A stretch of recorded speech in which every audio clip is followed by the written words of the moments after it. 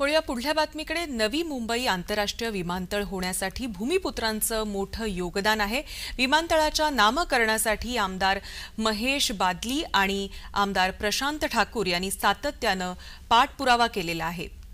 त्यामुळे आपण बघतोय की या ठिकाणी मी हे आश्वासन करायला आलोय की विमानतळाला 100% लोकनेते दी.बा. पाटील यांचंच नाव दिलं जाईल, असं आश्वासन केंद्रीय सहकार आणि नागरी उड्डाण मंत्री मुरलीधर मोहोळ यांनी दिलंय। गुरुवारी खारघरमध्ये पंतप्रधान नरेंद्र मोदी यांनी देखील जाहीर सभेमध्ये दी.बा. पाटील साहेबांबद्दल गौरवोद्गार काढले होते। त्यामुळे विमानतळाला दुसरं नाव देण्याचं कोणत्याही प्रकारची शक्यता नाहीये।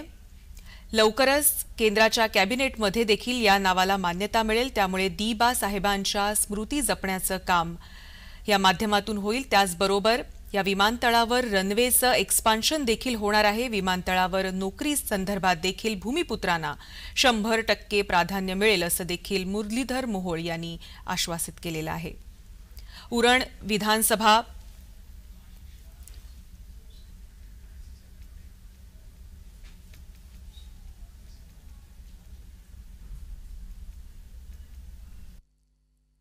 विमानतळ होण्यासाठी इथल्या भूमिपुत्रांचं मोठं योगदान आहे।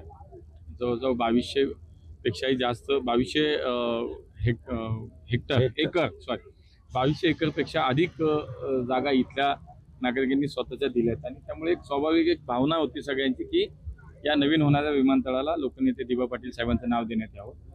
तर राज्य शासनाच्या माध्यमातून तो ठराव आमच्याकडे केंद्राकडे प्राप्त झाला आहे। मागच्या काळामध्ये माननीय महेश बालदी असतील, आमचे प्रशांत ठाकूर असतील, या दोन्ही आमदारांनी सातत्याने या विषयाचा पाठपुरावा केला आहे आणि त्यामुळे आज इथल्या नागरिकांना मी हेच आश्वस्त करायला आलो की 100% आपण जो निर्णय आपण सगळ्यांनी मिळून घेतलाय तो कायम राहील।